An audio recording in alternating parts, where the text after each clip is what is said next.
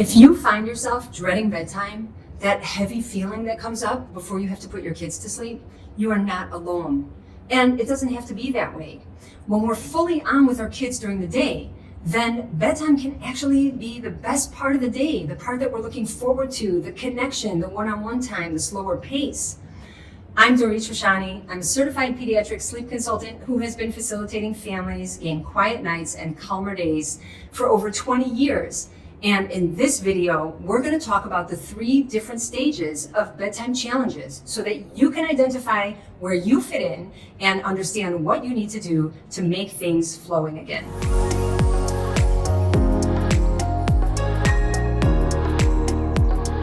So when we talk about dread, what are we actually saying?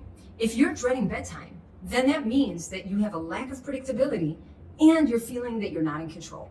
So we understand this, let's say in a regular situation, we're sitting at the doctor's office and we're waiting for some results. And we sit there and we're waiting and the results are not coming. And we feel the sense of dread coming up in our bodies. That's because we don't have any predictability in that situation and we're definitely not in control. And so that dread kind of takes over our well-being. Now, when we think about bedtime, it's the same. It means bedtime is not predictable anymore, or our nights are not predictable anymore. And then we're not in control because our child is dictating to us what needs to happen, where we need to be sitting, how long we need to be sitting there, what needs to take place exactly in every moment. And maybe it will work, but maybe it won't, and then we're going to have to do it all over again. So recognize if you are in that state of dread, it's because the situation is not predictable and you are not the one in the driver's seat. Now we're going to tackle the 3 different stages of bedtime challenges so that you can recognize if you just need a small tweak, if you need a plan, or if it's time to get some guided support. Stage 1. So we said stage 1 is a mild disruption, a need for a little bit of a tweak or some fine tuning, not more than that. That means that in general, things are going pretty well. You have a rhythm, your child's in that rhythm, things are generally smooth. Bedtime goes well most of the time. Naps are usually okay. Mornings are pretty predictable. But maybe every once in a while you feel like, oh, what happened today? It's not working. Or there's a little bit of a difficulty in my child falling asleep, but he does fall asleep and then everything is okay. Or he sleeps through the night and everything's great, only to wake up a little bit early in the morning on occasion.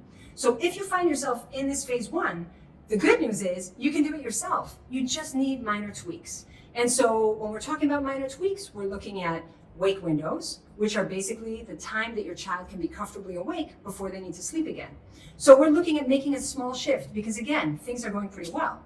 So most likely 20 to 30 minutes, either earlier than you're used to putting your child down. And I would always say, let's try earlier first, because when our child is overtired, it makes everything more challenging.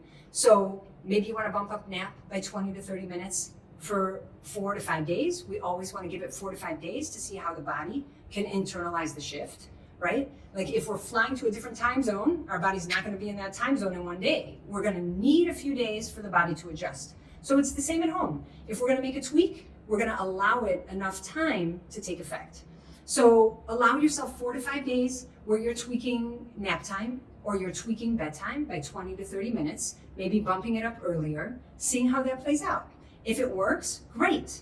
And if you feel it doesn't work and that was the wrong direction, then we want to try 4 to 5 days of moving bedtime or nap time back by 20 to 30 minutes to see if that will create the shift that you're looking for. Now, if we're talking about bedtime drifting, meaning, oh my God, it's so late all of a sudden, how did we get to this time? Then you want to make sure that you're offering dinner and you're home at least an hour and a half before bedtime. So we're not going to rush things. And we're not going to hope that if we were home 20 to 30 minutes before bedtime, our child should be able to fall asleep because we were home and everything was fine. And actually I bathed him at grandma's house and he ate dinner at grandma's house. So we could just get home and then put him to sleep. But the truth is that the body needs a wind down. And I think as adults, we can all recognize this. When you are out and you come home late, you don't just crawl into bed generally. There is a whole process of winding down before you can put yourself in bed and feel like you're ready to fall asleep. And our children need that wind down as well. So my rule of thumb, and this was just a rule of thumb in my house, and I also use this in my practice, an hour and a half before bedtime, we are home. An hour and a half before bedtime, there are no people in my home, meaning there is no play date still going on. And grandma and grandpa have already gone home, or if we had friends over, they've left already. Because my child needs that one-on-one connection time with enough of a slower pace so that it doesn't feel rushed. And that way, that helps make bedtime more concise. If you find that your mornings are off, sometimes mornings are early, then we want to anchor in the morning. And anchoring in the morning means that we have hard endpoints. And in my opinion, this is super important for our rhythm, the bodily rhythm. So if our body can count on going to bed at a certain time and waking up at a certain time every single day, then that rhythm becomes something that we don't even need to think about anymore. So in the morning, remember, I'm saying remember, but you only remember if you're watching these videos. If this is your first time here, then anchoring in the morning means that we're going to allow the body to recognize it's morning through the two main factors that influence the body's circadian rhythm. And those two factors are sunlight and digestion. So that means that when our child wakes up early, let's say it's just a one-off. I don't know what happened. We kind of maybe got home late last night and my child went to bed late. And we know that going to bed late creates early wake-ups. So let's just say that's what happened. And then it's all of a sudden 45 minutes before my child generally wakes, but he's so happy in bed. I mean, there's no way he's going back to sleep. So what do I do? How do I anchor in the morning? So all that means is that we are so intentional around how we start the day that we don't offer food and we don't expose our child to bright lights before the desired morning time. So if, for example, my child generally wakes up at 6 and somehow this morning he woke up at 5, I'm not going to offer my child food or expose them to bright light before the hour that I expect them to wake, so before 6 a.m. And that helps keep the body within the natural rhythm. So we're not going to say, well, today was 5, so I fed him at 5, and we turned on the TV or we opened the curtains and we started the day early, because what else would I do with him? We're going to actually stay intentional. And so we keep our child in the dark. It doesn't mean he needs to be alone, but we're not offering food. And we're intentional about not saying good morning until it's time for the body to be awake. Okay, so remember, small tweaks can go a long way. And this is something you can do on your own. You don't necessarily need help with something that's minor like this. Making those minor tweaks will make a big shift in the flow of how things are playing out for you. Stage 2 is an unpredictable rhythm. And that means that bedtime battles are happening most nights. Multiple wake-ups at night, maybe very early morning wake-ups, maybe your partner's on the couch, and you're starting to feel resentful.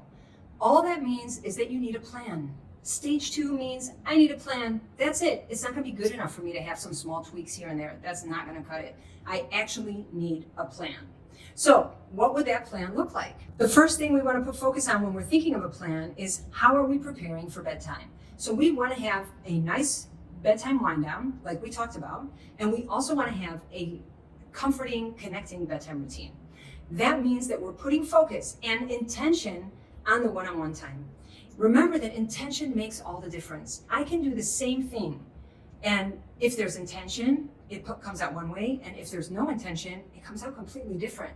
Because putting intention is like, it's kind of like putting fertilizer into your plant. You're putting that extra touch that's going to make all the difference in the way that things play out.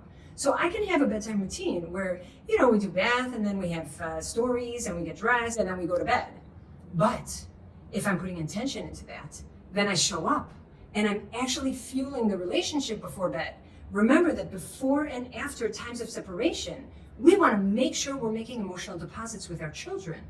And all that means, these are fancy Dorit Shoshani words. And if you watch the videos, you'll learn about this terminology. But what I want to say here is that when we put intention on fueling our little children's hearts, kind of like making deposits at the ATM machine, then they feel fueled up and full emotionally. And that allows them to disconnect more easily. So if your bedtime routine is just like running through a bunch of steps, or if you think you're doing what you need to be doing, but you're not really putting intention on it, this is an opportunity to come up with a plan for yourself. How can I fuel my little child's heart? How can I be more intentional around sitting together and reading stories or fueling the connection before bedtime? Because that can go such a long way. So fueling that bedtime connection is point number 1 here. We want to make sure that part of our plan is what happens before and after separation. So our bedtime routine is fueled with intention, and our morning routines are fueled with intention. And that makes a big, big difference. Okay, just yesterday I spoke to someone who said to me, we had a really hard bedtime. And I said to her, really? Because things are going so well. I wonder what happened. And she goes, yeah, I don't understand what happened. My parents came over because we had to hang up some stuff. And so her son, who was 2.5, was part of it. It was very sweet. And Grandma and Grandpa showed up. And so he wanted to see how he was taking the drill out and how he was drilling in the wall and all that excitement that happened. And then they left about 20 minutes before he had to go to sleep. And she said to me, yeah, but he was showered and he had eaten and everything was okay. But that time together, that wind down, that slower pace, that just one-on-one is so powerful in fueling the connection in order to be able to then separate. And when there's a lot of excitement, that takes away from that one-on-one time. And then for a child, it just becomes more difficult to separate and to disconnect. So don't underestimate the power of a bedtime routine, because we throw the term around like, yeah, it's like a sequence of events that we do and everything's fine and we checked all the boxes. But if intention was not put in the mix, then we kind of miss the whole point. So the first thing is having a fueling, connecting bedtime routine. The second point is that we want to recognize how are we going to show up at night. Because if there are frequent wake-ups, if there are early morning wake-ups, then we need to have a plan. And that plan means that we need to know how we're going to show up. So we would need to pick a method. And maybe you want to use my 30-90 method, which is a method that works wonderfully for most parents, regardless of what your parenting style is. So my 30-90 method is detailed in my online digital course. If you're interested in learning more about that, then you can check it out there. But you want to have a planned response. So it could be my 30-90 method, but it could be something more conventional like time check-ins. Whatever works for you will be fine. Just stay consistent. So consistency means I'm going to do it from the time I say goodnight all the way until morning. I'm not going to cut corners at 4 a.m. because it's 4 a.m. Because my child doesn't know what that means, that it's 4 a.m. My child is just trying to connect the dots. But when you're not predictable enough because you feel like you just can't do it anymore, it's just almost morning, so let's just give in, that actually gives your child a false sense of hope. That, oh, if I wait till 4, then I can come into your bed. Or if I wait till 4, then you're going to feed me, even though it's middle of the night.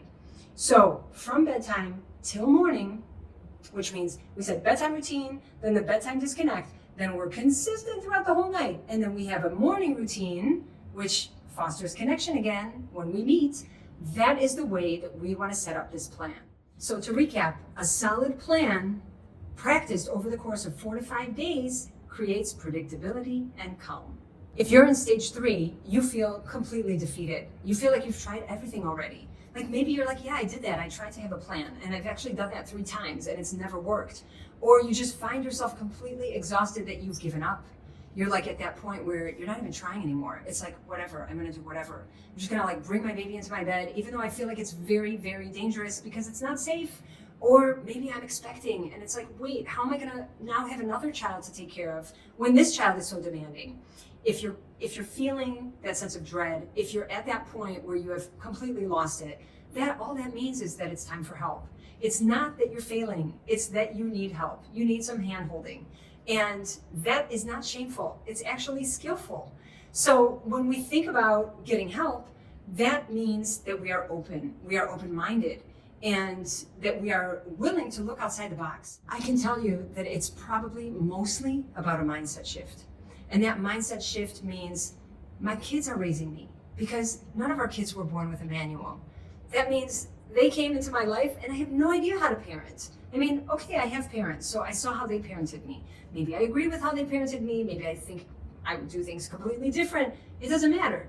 Still, we never had this experience of being a parent. And even if, let's say, this is not our first child, so I should have experience because I have a child or even 2, each child is different. And so each child brings in a whole entire different dynamic. And so there is no shame in needing help. It just means that we have a growth mindset and that we are open to our children raising us as parents too. So we're not just raising them. And I think that that's so beautiful because I found that in my parenting, my 4 children have definitely raised me. Who I was 24 years ago is definitely not who I am today. I'm so much more confident. I'm so much more centered. I feel like I can hold space for anything they throw my way. And please, I hope they don't test me anymore. But I can do that. I can show up confidently. And that's because I'm not afraid of failure. That failure is an invitation. It's just an invitation to seek help. And you can seek help anywhere today. We are so lucky. We live in this era of like YouTube University and being able to find consultants all over the world. So it's just about opening our minds. And when we have an open mind and an open heart, we can help make that shift possible. So if you feel like everything is chaos, and if you feel like you've tried things before and it's just not working, then it's just time to ask for help. And when you ask for help, you're going to learn things and you're going to grow in your parenting, and that's going to make you more capable of being able to navigate your child's sleep and your family dynamics through the ins and outs of life. So before we wrap up this video, I want to leave you with something that you can take away today and start implementing tonight.